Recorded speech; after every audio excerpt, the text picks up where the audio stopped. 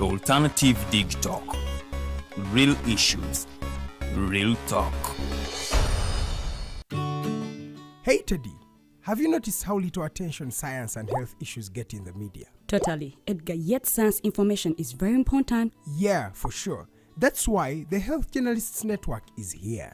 How can they help? They are a group of journalists dedicated to advancing public understanding of healthcare issues through impactful reporting on health and science. Oh, really? Yes, they meet up every month with scientists and researchers, policymakers, and activists at the science media cafes. They then relay what they discuss to the public. Does that benefit us? Oh yes, very much so. This helps with health and science literacy for a healthy Ugandan society. Okay. I love getting informed about science and health issues. Health information makes all the difference between life and death. I'll look them up and engage them. That's great. They are based all over the country. Oh, okay. That's interesting, and they should be making real impact. They are empowering health communities through journalism. Journalists can save lives just like doctors. Hi, Rogers. Can I ask you something? Shoot. What does corruption mean? Well, summarily, corruption is abuse of public power for personal gain or for the benefit of a group to which one owes allegiance. For example, when a public office is abused by an official accepting or soliciting a bribe. By the way, private people can be corrupt too, like bribing police officers to escape fines. Okay. So exactly how does that concern me? Well, do you pay taxes? I guess, yeah. What does that have to do with this? Everything. Because those taxes you pay are supposed to facilitate services you use, like water, electricity, roads construction, medicines in hospitals, name it. Okay, that is much bigger than I thought. But it can be stopped, right? Well, yes it can, although it may not be as easy as it sounds. And here is the reason why. Corruption roots are grounded in our country's social, political, economic, bureaucratic traditions and policies. So, what has kept it going this long? I mean, why don't we stop it?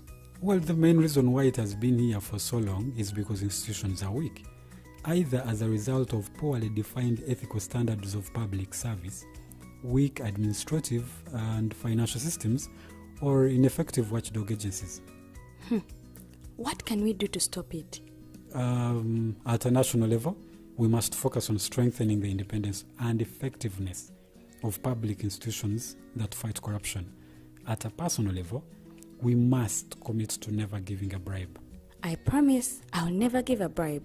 Well, that's a great decision you have made. Me and you now have to spread this message to all our friends. If we all do our part, corruption will be no more. This message is brought to you by Alternative Digital.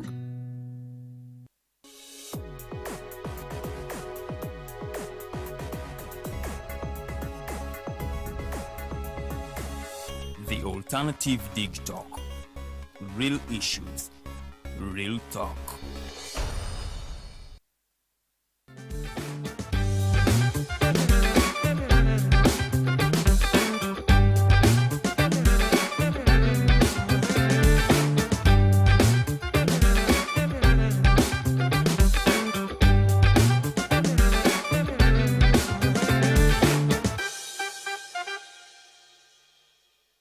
I trust that you are having a very good evening. My name is Norman Tumuhimbise. That every Friday from 5 p.m. to 6 p.m. we stream live on our social media pages.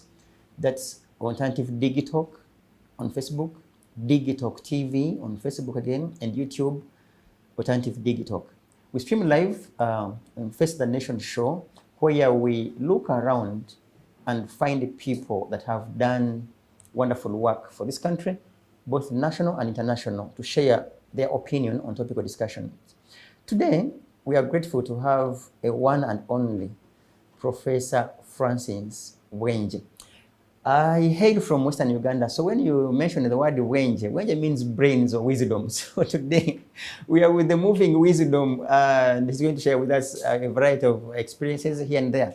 In particular, we're going to tackle some bit of politics, governance, and also human rights. I want to call upon Professor Bwengye an English person would say Professor Wisdom, but of course he's Professor Francis Bwengye. To say hello to our viewers, and then we shall proceed, sir. Say hello to our viewers, sir. Hello, viewers. I'm happy to see you. Thank you. Professor Bwengye, to those of you, our generation who may not have followed the politics, years ago, he was the Secretary General of DP in 1980. That is an election where DP lost to UPC. But of course, Professor Bwengye and others continue to say that the elections were rigged, a reason for which Mr. Museveni and his colleagues went to the bush. But nonetheless, in 2001, he contested as the DP official flag bearer for presidency, where he also lost. Professor Bwengye, let's dive a bit in the DP politics.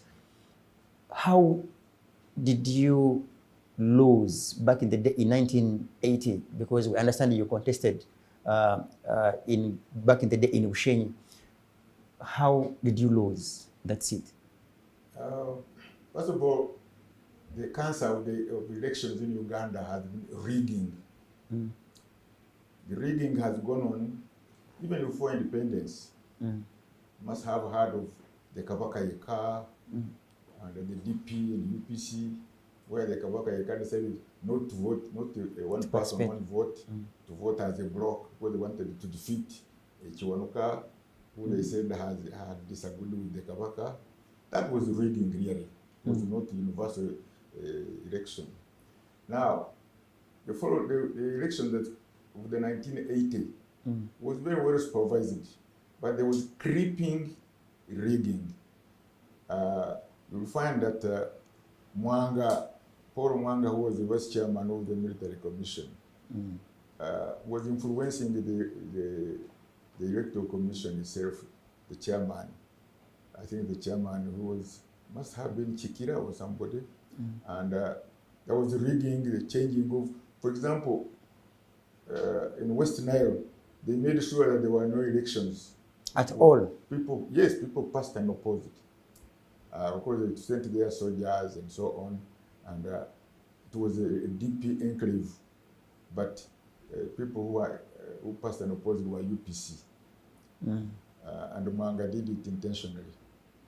And then also, the results, the elections, the DP was as popular as we see NUP today, even more popular, because most of us were young people of 30s, 30, 32, 34, another modern type of person, and we had mobilized the country, including the type of the Serumaga, the Kairas, the Wat, and so on, and we also created a situation that the election had to be observed. So a Commonwealth team came and observed, but the results that were declared were not reflecting what was on the ground. And we had warned the people, however, those people were in power, that if there is rigging and the results are overturned, there will be war. And I think we leave it to that. We leave it to that. And at that time, Yoweri Kaguta Museveni was a member of the military commission. I think a minister at that time was the assistant minister of defense. But we had convinced him, even during the elections, that should they rig your... Yes, that we should fight. And we had also given him a leeway that our youth can join him. The DP youth can... Well, we had materialized the youth. They were militants.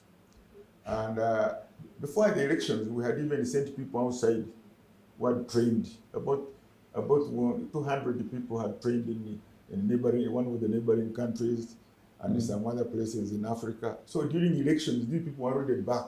And we had already brought in arms to fight.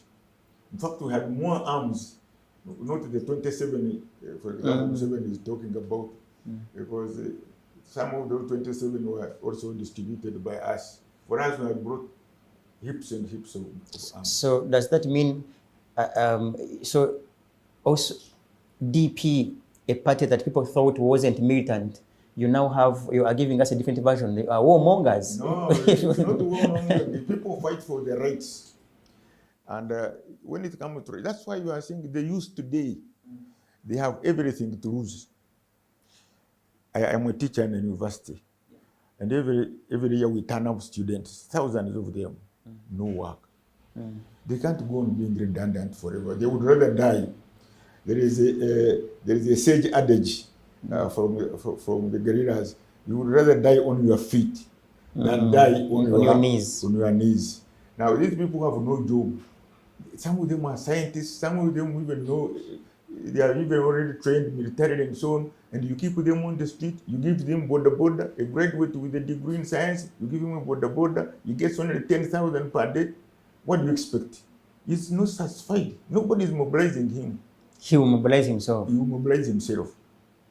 And so in 1981, when we said we are going to fight, you meant it. People voluntarily came, and we took them out. We just smuggled them out, and they went for training. Isn't that slightly controversial, Professor? Because you say you pledged, and indeed you went ahead to execute your pledge of fighting, but your president comes on board and works with UPC, works with Dr. Obote as a minister. That's Paul Kawanga Simogerere. So isn't that a contradiction? No. I have to correct you there. Dr. Kawanga never worked with Obote as a minister. Rather, as an MP, as a leader of opposition. As a leader of opposition in parliament, yes. Now, DP got divided somewhere. As always. Yes. DP has always had so many factions. Where it got divided. Some of us, the type of ourselves, myself, at that time I was Secretary General, and people like Zachary Rum, who was organizing secretary, and others.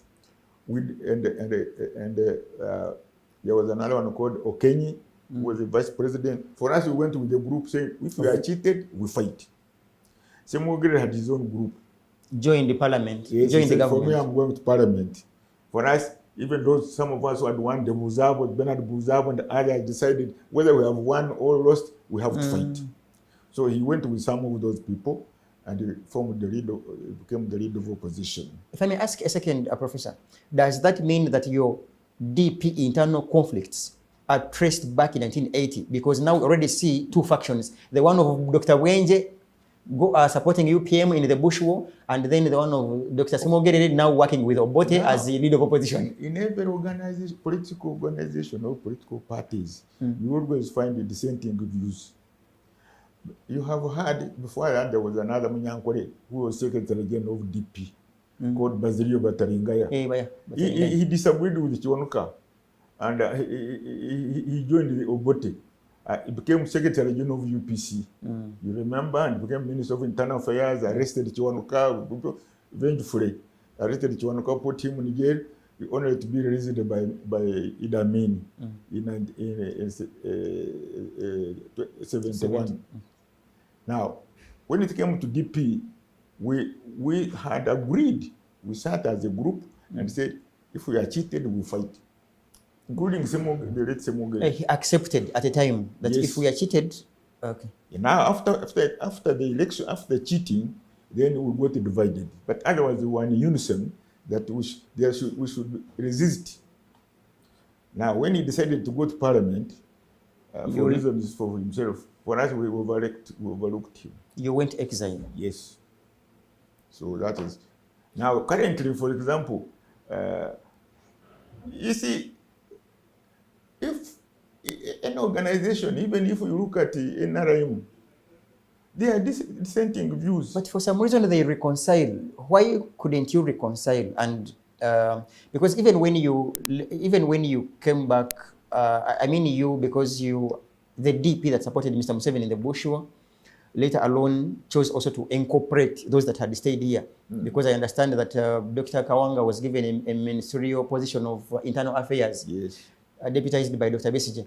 So thereafter, why did you again, because you had worked with Mr. Museveni during the Bush War, why did you again now fight him in 2001? You see, for me, I believe in democracy. As a Democrat? Yes, as a Democrat. And democracy means competition.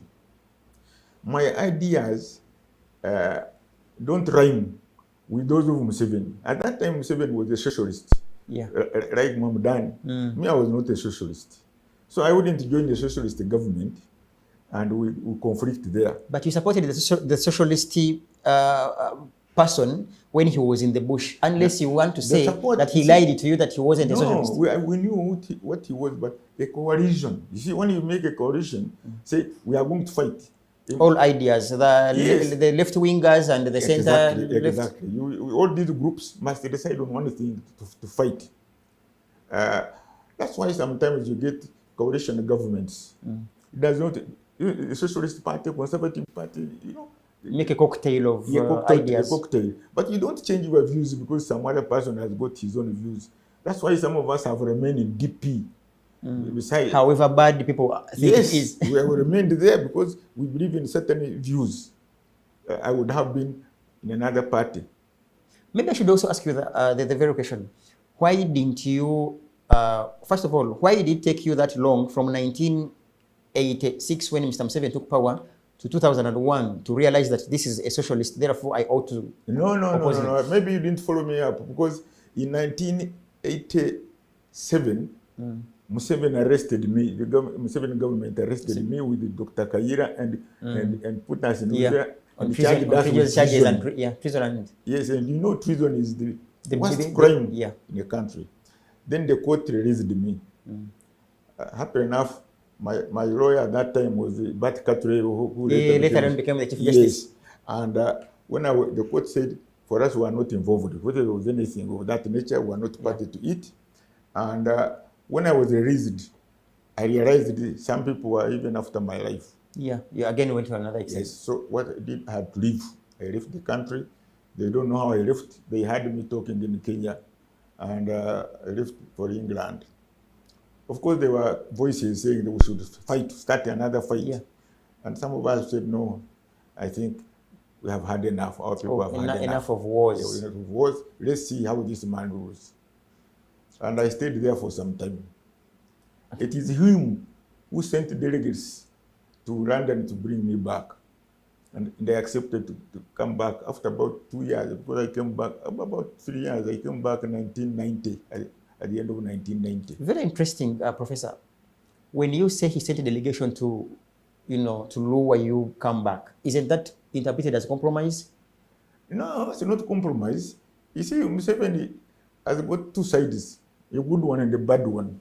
First tell us about his bad one. Okay, he's a good one. Because a human being has got those two sides. The good one, the bad one. Yes, because, for example, when he sent his brother to come and talk to me. Saleh? General Saleh? Yes. And we met in Germany in a place called Koblenzi. We talked and he said, now we see you people are from the same area. You are same tribe. Yes, same tribe. You fought for this government. Why should you be in exile? I said, your brother wants to kill me. He said, no, he can't kill me. You see? So he convinced me. And then he sent also. Why did you say his brother wanted to kill you? Did you have proof that he wanted to kill you? Oh, but hanging, if you lose the case of treason, definitely you'll be killed. You'll be killed. It's hanging you. It's a man like Wakasisi was lucky. He could have been hanged. Yeah, because when he was convicted. Wakasisi, he was on a hang list. Yeah. So that is killing. Maybe in a second, Professor. Most of these talks come with envelopes, and I will mention brown envelopes, like they say. Did you ever get any from his brother? Like, okay, in addition to wanting you to come back, here is also some package for you. No. And he knows it, and everybody knows it. I don't belong to that group. That receives envelopes? Nobody has ever given that envelope. And if he did, I rejected it. Was there an MOU, a written document to guarantee your safety upon your return? Yeah, I guaranteed safety. And when I came here, they gave me accommodation, I think, for about 2 years. And I settled, I got a job. And job in the government? No. I decided. All they did was to give you safety, safety landing, come and do your things. This practice, I have been in this practice since I returned.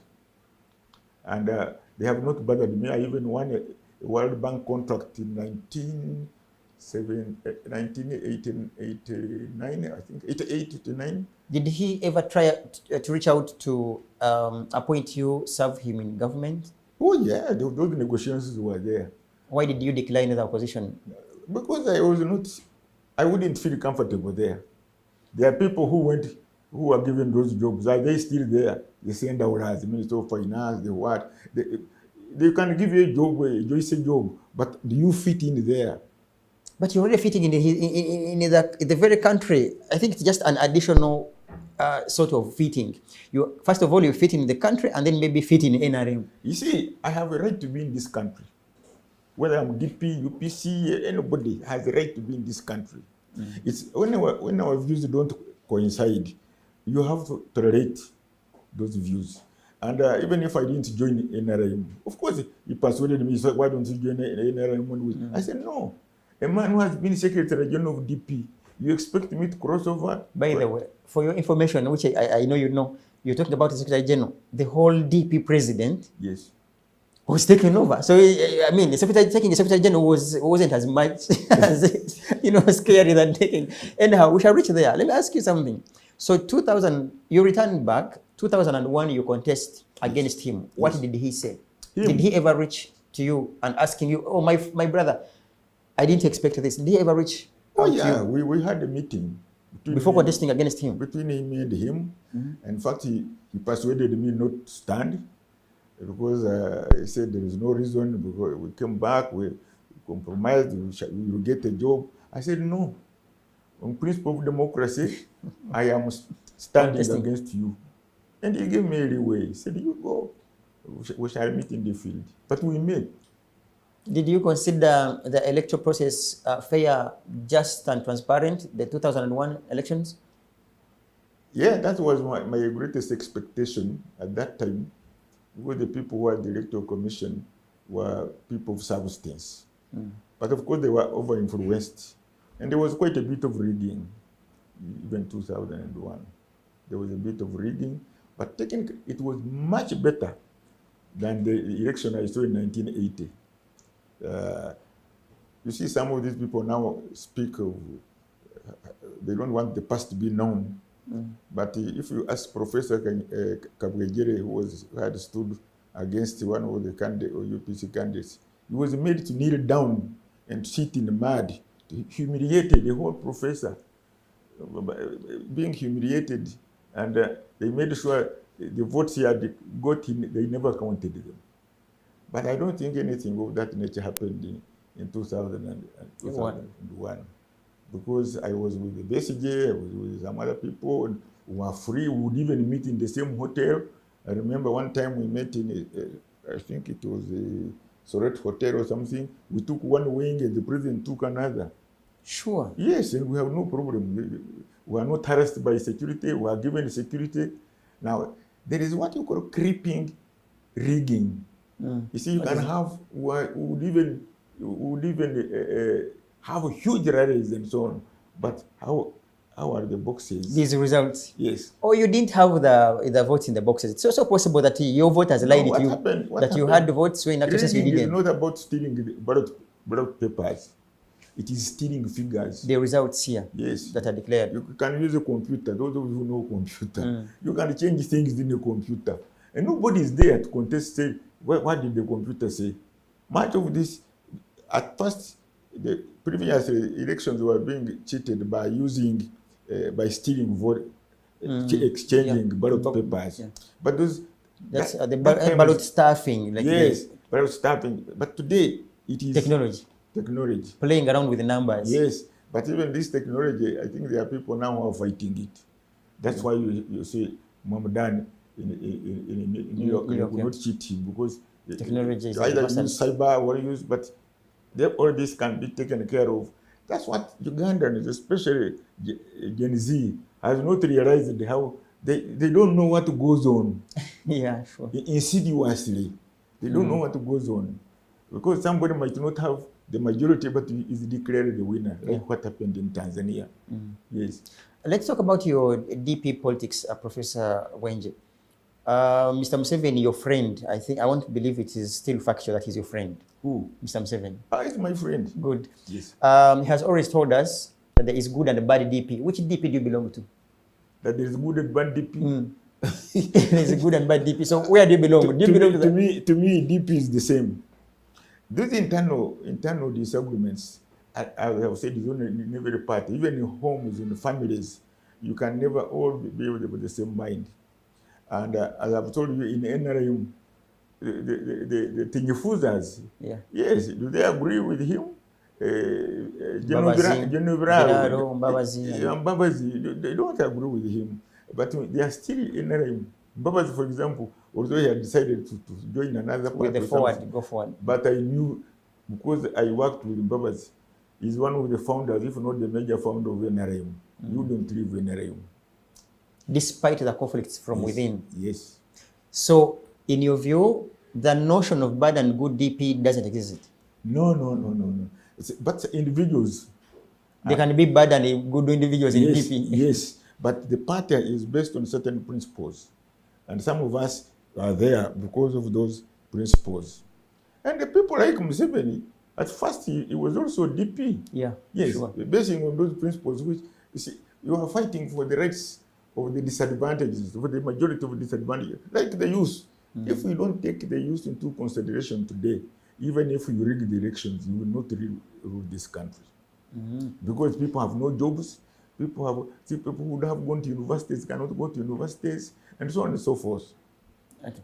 About your previous office as Secretary General of DP 1980, what cancer eats up that office? That when you look at your history as Secretary Generals, you have always been at loggerheads with either with the public or your presidents. And I'll mention a few. At least for you, you are kind of clean. We have not read about any conflicts between you and your former president. But let me mention Grace Ibingira, Secretary General UPC, had issues with the Obote. We know Mbabazi had issues with Mr. Museveni in NRM. When you look at Batalingaya with Benedicto Chiwanuka, yes. Look at Nandala Mafabi also, back in the day, there were issues and people would point on to him as being a bigger issue in FDC. What is it that comes along when it comes to the Secretary General office and the conflicts? It's like they are relatives. You see, Africa is a very complicated continent. We go on some of these things without understanding the real basics, because the position of a Secretary General is executive. He's the one who runs the party. He's the CEO. Yes, he's the chief executive of the party. He's the one who controls the funds. He's the one who plans. He's the brain of the party. Now, the other one is the chief, is the top. They call him for a meeting and so on. Even if you look at NRM today, the work that is done, Museveni can hardly. It's a matter of ringing the man at what is the Chadondo. Chadondo. How is it going? What about this area? And all the records, all the contacts, all is by the secretariat. When you are in charge of the secretariat, you are the one to organize funds sometimes. You can bring in the head to take him to go through. Yes. But what normally happens, there is suspicion. Most of these secretary generals become a bit popular. And also financially. You want to overshadow. Yes. So, and the leaders, the person who has been elected leader feels scared. That is why Bingira was arrested. That is why Batalingaya had to leave the DP. And that is why Mbabazi was also being humiliated here and there in 2016. And so on and so forth. And this will go on for long. Even in Kenya, it happened. In Tanzania, it happened. So it's a power struggle within political parties. Yes, and this power struggle is natural. Because how can it be tamed so that if each one of these people in offices know their boundaries without necessarily conflicting? You see, that's why even dictatorship crops in. Each one of they know the boundaries. Let me take you, for example, to these religious bodies. Leave alone politics. When there is an archbishop, he is helped by somebody called the vicar general. And another one is dealing with the finance called the chancellor, who deals with finances. But you always find a bit of conflict. Even in the God's house. Exactly, even in God's house. And the same thing to the Muslims, the chief mufti, the mufti, and the other, the secretary general, and so on. Because power, some people believe that power is indivisible. That power belongs to one person. Once you are a chairman or a president, the power belongs to you. You don't want to be questioned. Yes, but when you say power is indivisible, I think that's Machiavellian and so on. Then you have the one who is behind has also to make sure he creates his way to the top. Yes, to the top, and you also try to suppress him. Yes, that's where the conflict begins. Okay. Well, we are with Professor Francis Bwengye. Those of you that have just joined us, don't forget to subscribe and or share our link to the rest of the people. I want to ask you about the, again, DP politics. We have Chairman Mao having an MOU with your friend and what he calls as a working relationship with the NRM. Some people think he took the whole party and delivered it to NRM. What is your view? Was it a good move? Had you been the DP president, would you have acted in the same way Mao did? You see, for me, I believe that at the beginning, I told you coalitions are okay if they are principled. For example, if Museveni wanted peace in this country, and Kyagulanyi won some elections, and Mao also stood and won some, and got some votes, and others, you might say, okay, I know this party is strong, this mine is strong, and so on. Maybe have got an enemy. Let's make one government. And that one government might be stabler. As you can see, what happened after the war, the first government was a coalition. There were UPC people, there were DP, there were the Baganda, the kingdoms, and so on, and there was stability. But the moment these people fell out, the stability came in, and the popularity of the party. Similarly, I think Mao, his intentions were good, well intentioned. I think when he was approached, he said, UDP can amass votes. Why can't we work together? And I hear, because I was not part of that negotiation, I hear even UPC had been approached. And that's why you see the wife of Kenya is in the government, and these other people are in the government. So they were approached and said, we want a stable government. And I also hear that even the way it started, it had roots with the government. I don't know whether that is true. Maybe later they disagreed and took their own way. But that would have been a good thing. You have seen it in Kenya. It worked, and there was stability. And some other countries, it worked. Even in England, at one time, they had a government of national unity. I think I was still in England when the Conservative Party brought in Social Democrats and others. And it's normal. And in Germany, it's always a coalition government. Now, what I hear, and I have not analyzed this so much, is that people condemn Mao that he did not give enough consultation. I don't know whether he did, but if he did, I think that is a good idea.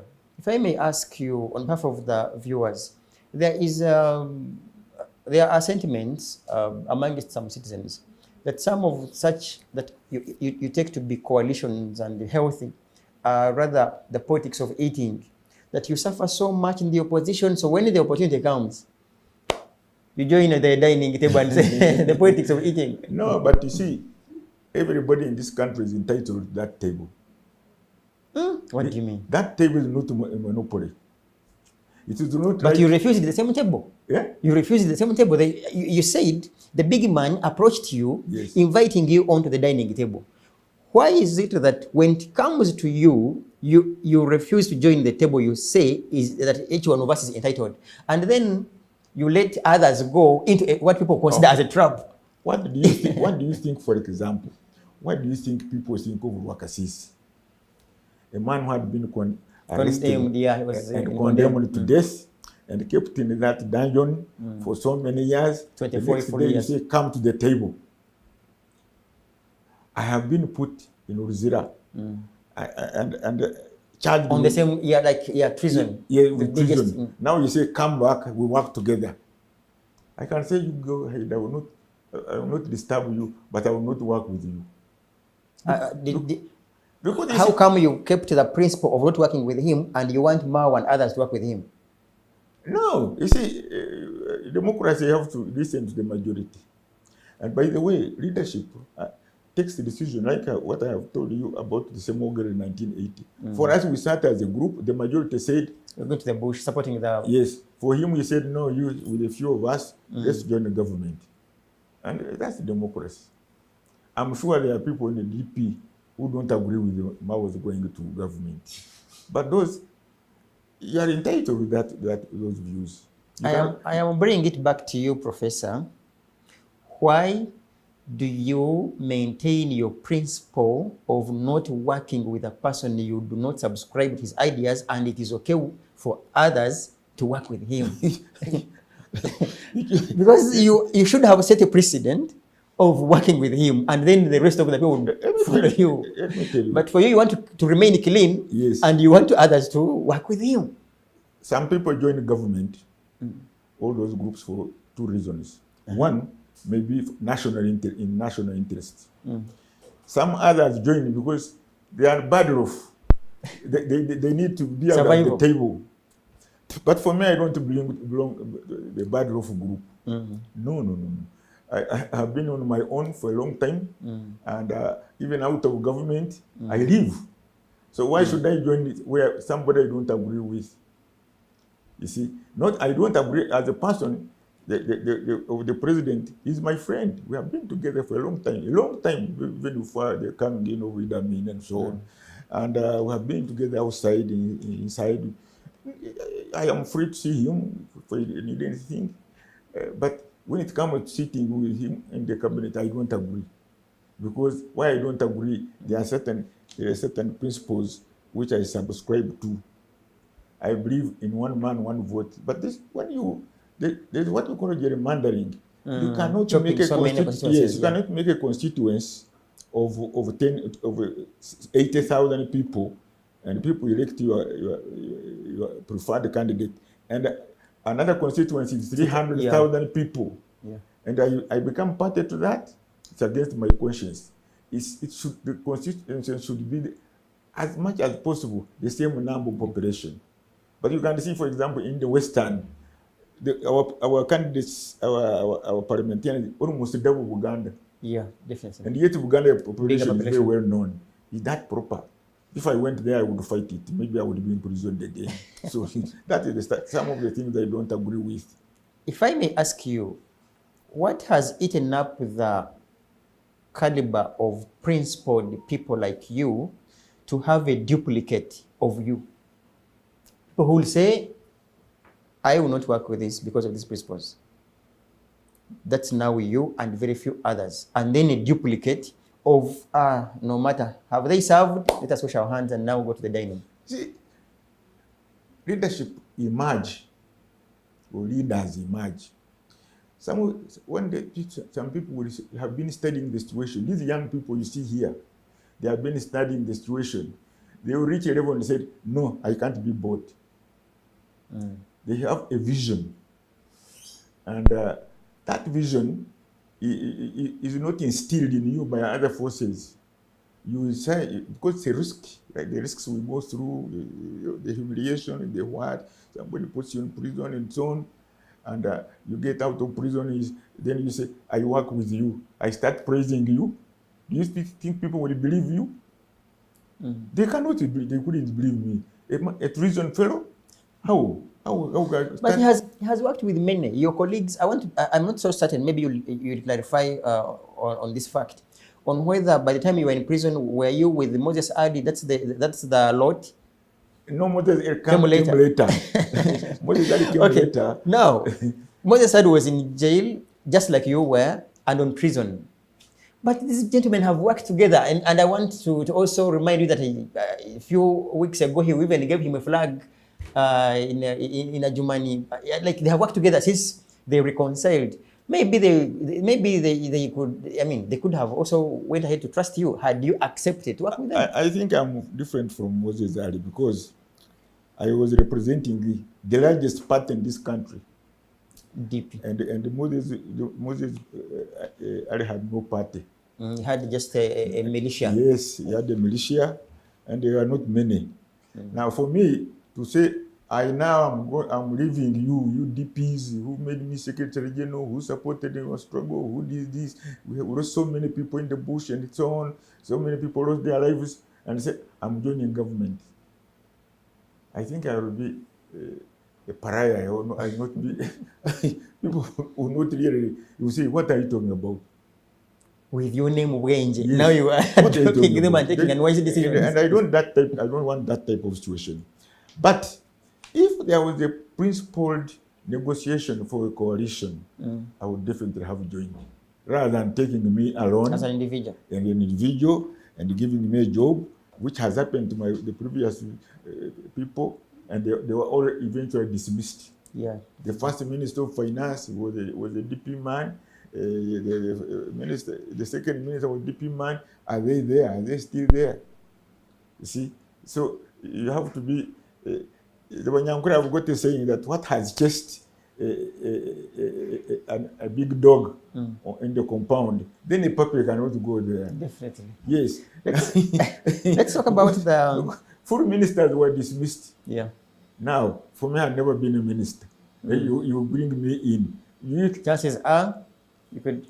In our remaining minutes, I want you to share. You mentioned young people, and do you see any bit of a difference between the young Bwengye and now the young people as you see them, either in NUP, FDC, PFF, to mention but a few, or even NRM itself? I think, you see, situations create individuals. They had the generation that followed were born during the Museveni regime. Were coming from a turmoil. Their relatives were killed, the others were in exile. So they had never seen a better time. So they thought, these young ones, they thought that this is better. We lost relatives, no. I think we are okay. And that way, they got cheated. You see, they got cheated because they thought the situation had become better. How are they cheated? I from primary one up to university, I never paid the school fees myself. Government was paying. But the president will say you were few. No, the money was the same. You see, whether we are few, the taxes are the same. Today there is more money instead than before. And we get more money from outside. At that time, we were getting nothing. Our people were cultivators and grazing cattle, coffee. We who come from that area in Ankole, we were educated on coffee. Yeah. Nobody would if those some of us were just getting bursaries. But those who didn't get bursaries, their parents would go and borrow from cooperative society. But it was destroyed. Yeah. And I praise you that you are a good leader because you destroyed Bwengye-Veteran. There are people today I have seen who cannot pay for their children. Very many. Yes.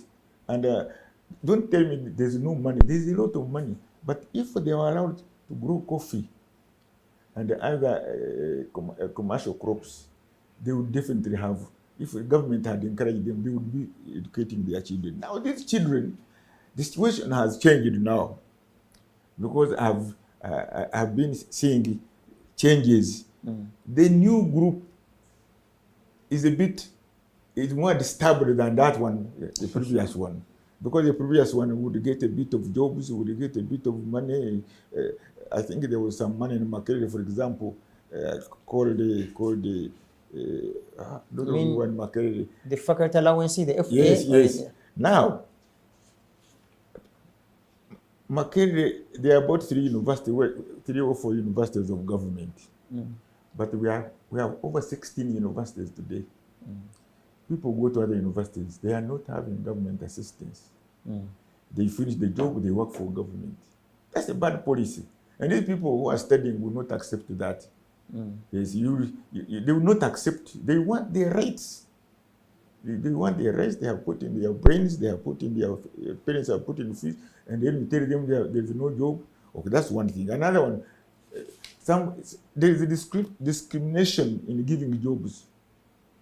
There are certain areas who are preferred. If you go to your area, you'll be shocked. for example. You'll find you go in a hall, people want to talk to you in one language. Which language? Runyankore. But you're one of the Banyankore. Eh? And you are one of the Banyankore. No, you are but not doing even if I'm one you're of- doing private work. And maybe they qualified. Maybe they worked hard to be there. Maybe. You began with the idea of a table. Yeah, sure. That table should be shared by everybody. There is no qualification for Nyankore to take preference in getting the job there. If you look at my partners here, Yeah. for me I choose From Uganda, all of- Nyankore, and others. Because you don't have to choose your own people. And I'm sure you people who are here, you are not Yeah, of they're the different- same- they're different tribes. So this discrimination creates anger. It creates anger in people. Somebody is a graduate, he sleeps there, he doesn't look at the future, he's disturbed. The people who are even very poor in class Are the ones taking are the the one who are bribing Penkoni and so on. You create anger. Do you see that anger in our country apparently? Yes, there is a lot of anger. I'm sure even the president here sees it. There is a lot of anger. What are the dangers of that anger in the event that such anger is not worked on? Whether you like it or not, if things are not changing the way I see it, if things are not, there is no amelioration, you expect explosion. Seriously? Yeah, I'm telling you, these people, you cannot keep these people on the street forever. You can't. With these borders, you can't. That's not a job. Then you send people to Saudi Arabia. They go and work as slaves. When they come back here, they'll be bitter. They'll be bitter. That's not how to look after the welfare of people. I condemn some governments of the past, like the Obote regime. But Obote had a plan for the youth. Obote won. And you fought him. No. We fought him the second. You fought him with all his good plans. No, the Obote won. Everything was fine. Agriculture, animal husbandry, everything, schools, everything was first class. It is only his military that did not agree with him. Now, when he came back here, he came on the card of dictatorship, which some of us will never accept. We couldn't. See, we couldn't. Let's use our 5 or so remaining minutes and ask you to address these concerns. We cannot talk about Uganda's politics without the 3 individuals, Mr. Museveni, Dr. Besigye, Bobby Wine, Kyagulanyi. Let's begin with Dr. Besigye and his incarceration. What comment do you have? I admire Besigye because he has really fought. He has really fought, not for himself, but for democracy. And if you know his background, I think Besigye was my contemporary at the university. And Besigye was with me outside Uganda. Besigye, literally, the group passed through my hands and the others to go for military training. He's a medical doctor. He was working, I think, at Aga Khan. And he decided he forfeited all that. Drop the job and now he came here, he was made a minister. And Besigye should have been one of the senior ministers to begin with. But they made him assistant minister, assistant Shemugeri. And I don't think he was satisfied. And then also he went on seeing what was going on. And he is the type of fellow, you know, people, God has been a bit fair. But in some terms, he's unfair. Like which terms? Where God has... For example, he has not unfair. given us the same head. This content of the brains are not the same. Content, God, I don't know why God did that. To hide people's heads and the content therein. Now, once God has given you that level of understanding, nobody can suppress it. That's why you see people like the Kanyihambas and the others and the Besigye and the others. Those people, the brain will push you to say certain things and to do certain things.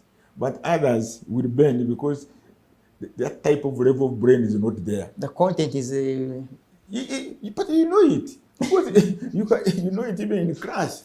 No, you can never get the same marks. Never. You can never get the same grades. Otherwise, if the brains were the same level, people would be getting the same grades. And so we grade people according to the brains they have. So about Now, Besigye, which advice would you have to the president, your friend?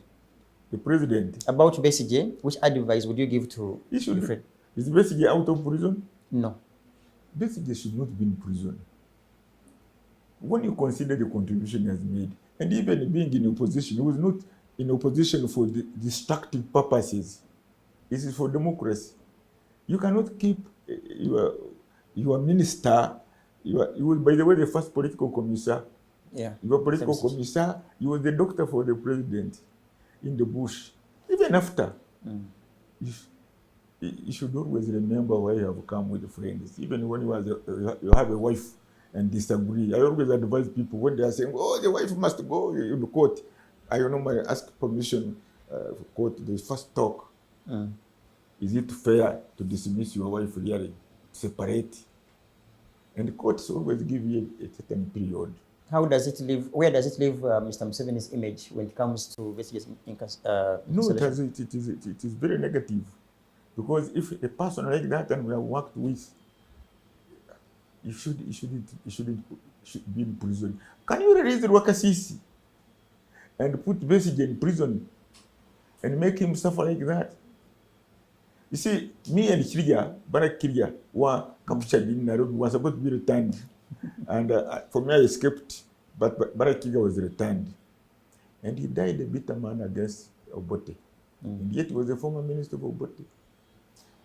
Obote, that's one of the mistakes he made when he imprisoned George Magezi, Barak Kirya, Gracie Vingira, and the others, Masaya Songovi. Those were his close people. And they became the greatest enemies. Okay. So I think Museveni, our president, should put a break on Besigye. Let Besigye be free. Okay. I had mentioned the three names. Now I want to mention the other name. Kyagulanyi Factor. Yeah? Kyagulanyi Factor. What do you read of him? I think Kyagulanyi represents a new generation.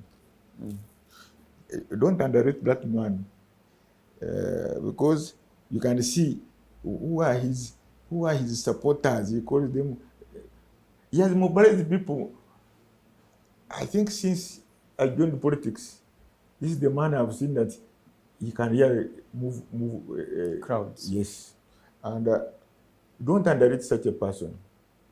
And you cannot say you can work with him. He may not be interested in working with him, but give him a level. Let the level, let the ground be leveled. If he wins, give him the chair. Yes. Do you think that is possible in Uganda, especially with Mr. Museveni, your friend that you have seen this? Do you think he has that courage to surrender power? I think Uganda have got a saying that obukadde magezi. When you grow, you should become wiser. Because I don't think if Kyagulanyi won the popular vote and you just take it, I don't think he would occupy that chair comfortably. What do you mean? Did the youth, the unemployed or sub-employed, because some of these youth really, you find he is in a factory working when he has got a degree in science, but he cannot be given a proper job. And they vote, they say Kyagulanyi is our savior, and you block him.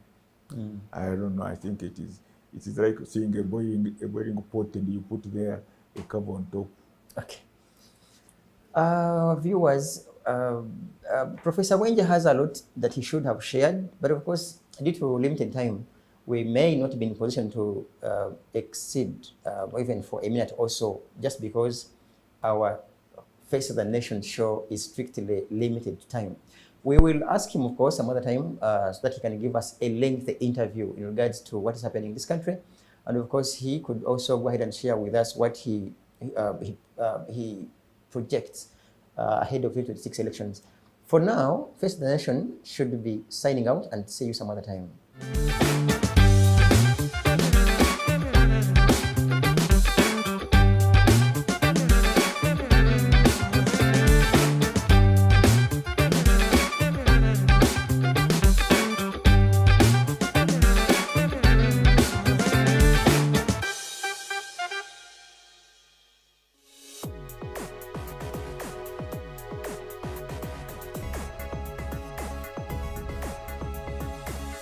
The Alternative Dig Talk. Real issues, real talk.